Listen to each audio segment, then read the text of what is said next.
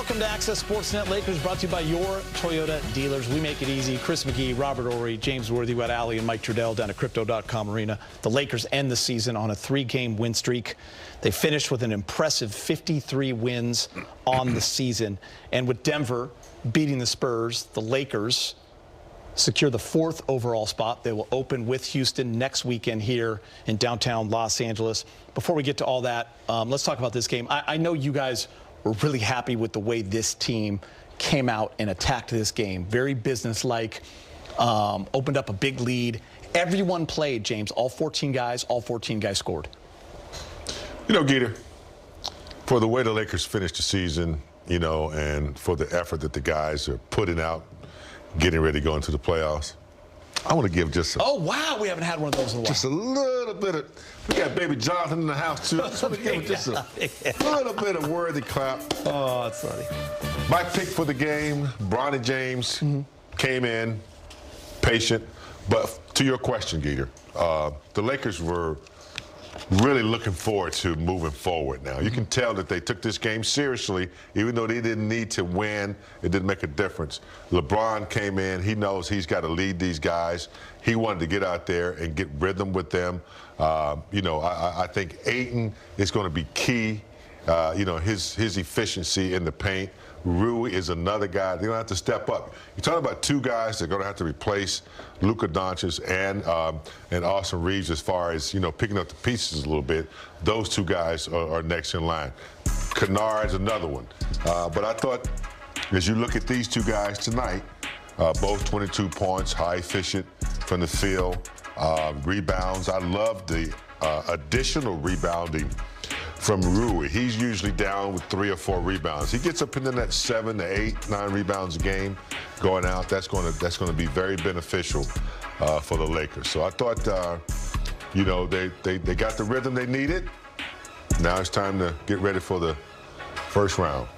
For me, it was very important for them to get the rhythm and to get the understanding one another.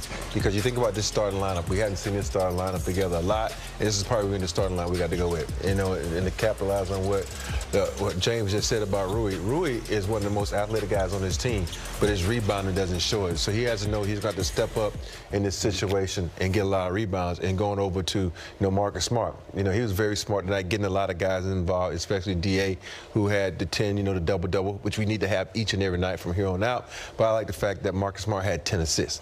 He was getting everybody involved. But my only concern is Luke Kennard right now. I know he only played a couple of minutes. I just hope he's fine because we definitely going to need him to be that extra scorer and that extra eyes on the floor. Yeah, you saw that graphic right there. 44 points between the 2 of them, Rui, and 8 and 20 rebounds, which we love, and they were a combined 18 for 26. DeAndre Ayton had that pep in his step today. You could tell by the way he was running the floor, ball, getting his own offensive rebounds, catching a lot of lobs. So it was nice to see Rui and Ayton because without AR and Luka, those are your next 2 guys. Yeah. That have the ability to give you 20 on any given night. And that's what they're going to have to do if you're going to survive in the first round of playoffs. And Ayton has proved off and on this season. I mean, I'm going back to the run that they were on, especially when they played Denver here at home. He had a really good game against Jokic, got a block against him. You know, we know that he has potential.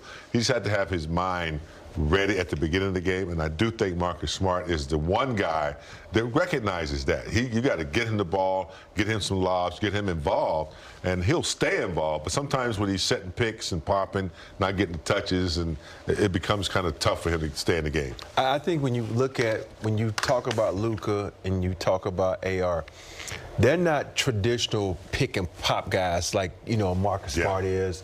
Because when the Marcus Smart comes out, he's going to look to give it to the big. You know, Luka's going to look at the, you know, navigate unless he knows a direct line of lob, but he's going to look to try to score. And AR is the same. But I think when DA knows that, okay, if I set a pick and roll for these 2 guys, I got a 95% chance I'm going to get the rock. So he's engaged. And that's what you got to be engaged. And I know, you know, when we talk about the playoffs, it's a different beast. Yeah. And we know DA has been to the finals. We don't talk about that. Yeah. He's been to the finals with the Suns. So he has a lot of experience. And I think sometimes when you have guys who had a lot of experience, you know, a lot of success early, they kind of get, you know, I'm coming from me. Sometimes the regular season like do-do-do-do-do, you know, but when the playoffs come around, because we hadn't seen DA in the playoffs in a while. So I'm really interested to see how he handled the playoffs because when you smell playoffs, it's a different type of energy, it's a different type of emotion. I've often you know, not debated, but talked to a lot of people about that, because you put so much emphasis on the regular season. You want everyone to be here the whole time. It's impossible to be here the whole time. The great teams have another gear and have another level. I mean, you guys have a lot of experience in that. When it's playoff time, KD, a lot of experience. They're stepping up. Lakers have to take another step up. Yeah, and that's where experience comes into play. Look, I can remember, and this is a long time ago, but I can remember, you know, guarding Larry Bird on a Tuesday night. I thought you said when dinosaurs roam. I thought you were going to say that too. I got some bones. But I can remember guarding Larry Bird on a Tuesday night. You know, getting into New York on Wednesday night, guarding Bernard King. Yeah. Take Thursday night off, going to Philly. Now I got to guard Dr. J. So, yeah, and during the regular season, you're not going to be as consistent as you are. When you get one team, you got 2 or 3 players to concentrate on. You got video to look at. You don't have to travel as much. You should have a better percentage efficiency in the playoffs because of that. You know, like I said, less travel, focusing on 2 or 3 things, and you just make changes from game to game. So I think that benefits the Lakers that they're going to be focusing on one team as opposed to, you know, having 2 guys out and having to navigate around from team to team. It might be beneficial for them to be focused on one team at a time coming up with the Rockets. When you look at the 25-26 playoffs, no one's going to have more games played than LeBron James. In his 23rd season, he is once again going to lead this team into the postseason. And Rob, he came out tonight, only played that first half, right? He had 18 points in 17 minutes. He had the 6 assists, 4 rebounds, 3 steals. Does he look ready to you? Yeah, you know, LeBron is like, you know, James, you remember this, the cars you had to put in the crank in the front? Yes, sir. And to get him going. That was like him tonight. This was his crank to get him going. He's one of those guys, now he smells the playoffs, his energy and his focus is going to be heightened. He's going to be ready to go. You know, he's going to do everything properly to get him ready, but he's also going to pass along the knowledge.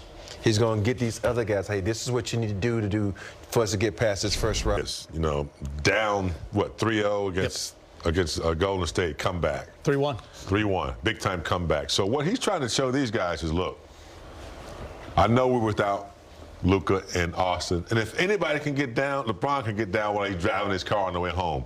But he's not going to let these guys know that we have a deficit. Look, I'm here. You guys are here in the NBA. Let's see what we can do. We got home court advantage. We worked too hard for that. Let's go. Guys have to pick up the pieces. And I think they have enough veteranism, as Rob would say. You got Kennard. You got Rui. You got, you know, Ayton, who's been in the playoffs. And then you got guys coming off the bench like Jake LaRavia, who's a hard-playing, tough-nosed kid. So, you know, they just got to see what they can do. Upsets are made for the playoffs, and they're in the perfect position to do so. I think they can. I think they can get past the Rockets. In my opinion, it's just when you get to the second round, that's when it's going to get kind of touchy. And we were right when we were all sitting together watching the game and guessing when they were going to play. It is now official. They're playing 5:30 on Saturday night. They're playing on Saturday? Yes. What? And I think the 1 and 2 seeds and the play-in teams all play on Sunday. Remember, because the play-in. That's Saturday. So that's why Rob, you're not. I know Rob likes the Lakers on Sunday. Yeah. That's Saturday the 18th. Saturday night, 18th. What does the NBA? What the NBA doing, David? Adam. Adam, what you doing, man? We play on Sunday. Saturday, 5:30, primetime game. Oh, it's 5:30. Yeah. Let me write that in my head. Yeah. Is that why your phone's going crazy right there? No, that's my wife. Listen, I just want to say, listen, wait. Luka, AR, LeBron, they combined to miss 73 games. Marcus Smart missed a handful of games. Jackson Hayes, a lot of guys, right? Props to this Laker team for 53 wins in the regular season. Congrats to this man right here. JJ Redick did a great job. Brought to you by your Toyota dealers. Here he is talking with Mike Trudell in the media. We just found out you guys will play the Houston Rockets in the first round Saturday. I guess just what's your first blush thought of meeting that team? Yeah, I mean, again, we have